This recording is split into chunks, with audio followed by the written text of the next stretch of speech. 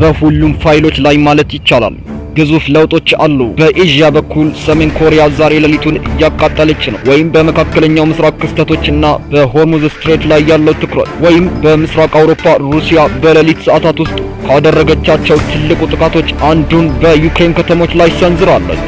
የዩክሬን ፕሬዝዳንት ዜሌንስኪ ጠረጴዛውን ገልብጦ ለሩሲያ ወዳጅ ፕሬዝዳንቶች በሙሉ ማስጠንቀቂያ ልኳል። በድል በዓል አከባበር ላይ እንዳትገኙ።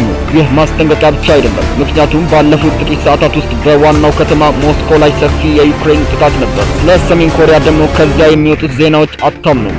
ባለፉት 24 ሰዓታት ውስጥ የወጡ የዜናዎች ጎርፍ የሰሜን ኮሪያ ፕሬዝዳንት ኪም ጆንግን አቅጣጫና የደቡብ ኮሪያ ዋና ከተማን ለመምታት በድንበር ላይ ያሰማራውን መሳሪያ ያሳያቸዋል። ወደ መካከለኛው ምስራቅ ስንመለስ ደግሞ አሜሪካ 2 የኢራን የነዳጅ መርከቦች መመታታቸውን አምናለች። ኢራን በተባበሩት አረብ ኤሚሬትስ ላይ የሚሳኤልና የድሮን ጥቃት ሰንዝራለች።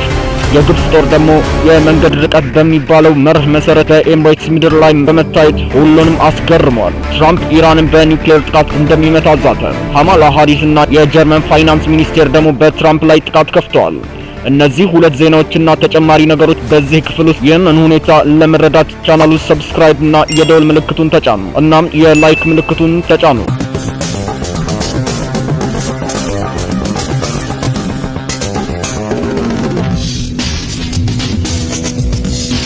ከሰሜን ኮሪያ እንጀምር። ባለፉት 24 ሰዓታት ውስጥ ብቻ ከዚያ የወጡ አንዳንድ የዜና አርዕስቶች ላሳያችሁ። አሁን የምትሰሟቸው አርዕስቶች በሙሉ ባለፉት 24 ሰዓታት ውስጥ የሆኑ ናቸው። ዝም ብሎም አይደለም፣ ግን ጥበብ አለበት። ታገሱኝና ዋና ዋናዎቹ ዜናዎች ስሙ።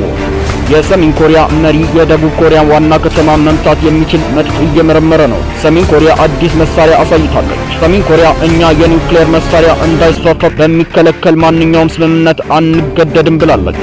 ኪም ጆንግ ኡን ድንበር ላይ የሚሰማራ አዲስ መሳሪያ የሚያመርት ፋብሪካ እየጎበኘች ትገኛለች። ሰሜን ኮሪያ የመጀመሪያ ዘመናዊ አጥፊ መርከብ ዝግጁ መሆኑን አስታውቃለች።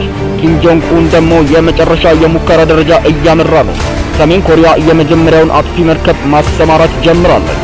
ከሰሜን ኮሪያ የሚወጡ ዜናዎች አስገራሚ የሆኑ መጥተዋል። ይህ ከሁለተኛው የዓለም ጦርነት በፊት የነበረችውን ጀርመንን ያስታውሳል። ሩሲያ በዩክሬን ከተሞች ላይ ካደረገችው ትልቁ የሌሊት ጥቃቶች አንዱን ሰንዝራለች። ሩሲያ በአንድ ሌሊት ውስጥ ከ850 የድሮን ጥቃቶች ሰንዝራለች። ጥቃቱም በዚህ አላበቃም፣ ምክንያቱም 140 የአየር ደብዳቤዎችና የማጥቃት እርምጃዎች ነበሩ።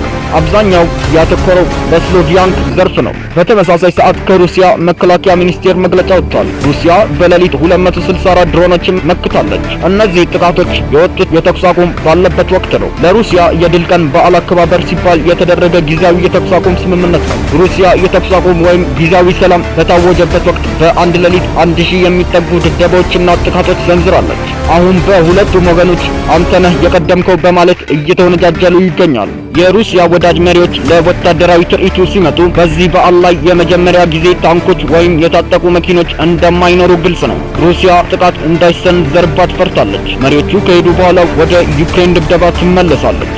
ወደ ኢራን ስንመለስ የአሜሪካ ጦር ነው የጀመረው። 2 የኢራን የነዳጅ መርከቦችን መታ። ከዛ በኋላ ነው ወደ ጦርነቱ የገባ ነው ይላል። ዛሬ በዜናው ላይ ለውጦች መታየት ጀምረዋል። ሮይተርስ አስደንጋጭ ዜና አውጥቷል። የአሜሪካው ጦር ማዕከላዊ እዝ በኤክስ ገጽ ላይ እንዳረጋገጠው የአሜሪካ ጦር የኢራን ባንዲራ የለበሱ 2 ባዶ የነዳጅ መርከቦች ኢላማ አድርጓል። የአሜሪካን ከበባ ለመጣት ሞክረዋልም ተብሏል። ትራምፕ ደግሞ ይህ ጥቃት በኢራን ፊት ላይ የተሰነዘረች ትንሽ ጥፊ ናት ብለዋል። ኢራን ከነዚህ ጥቃቶች በኋላ ዝም አለች ወይ?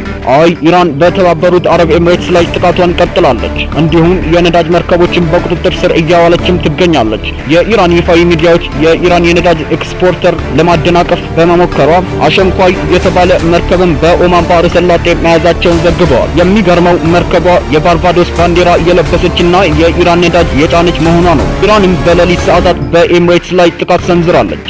የኤሚሬትስ መከላከያ ሚኒስቴር 2 ባሊስቲክ ሚሳይሎችና 3 ድሮኖች ከኢራን መምጣታቸውንና ማክሸፋቸውን ገልጸዋል። ኢራን ለሚደርስባት ለማንኛውም ነገር ወዲያውኑ በኤሚሬትስ ላይ ምላሽ እየሰጠች ትገኛለች። ባለፉት 63 ቀናት ውስጥ ከኢራን ብዙ ጥቃት የደረሰባት ሀገር ኤሚሬትስ ናት። ድሮኖች ብቻ ወደ 3000 እየተቃረቡ ነው። ኢራን የባህር ከበባውን ለወራት መቋቋም ትችላለች እና በሚሳኤል አቅሟን ትጠብቃለች። የ14 ገጽ ያለው ጊዜያዊ ስምምነት ይፈረማል ተብሎ ተስፋ ይደረጋል። በየሰዓቱ የሚወጡ ለውጦች ስለሚኖሩ ቻናሉን ሰብስክራይብ እና የደወል ምልክቱን መጫን እንዳትረሱ።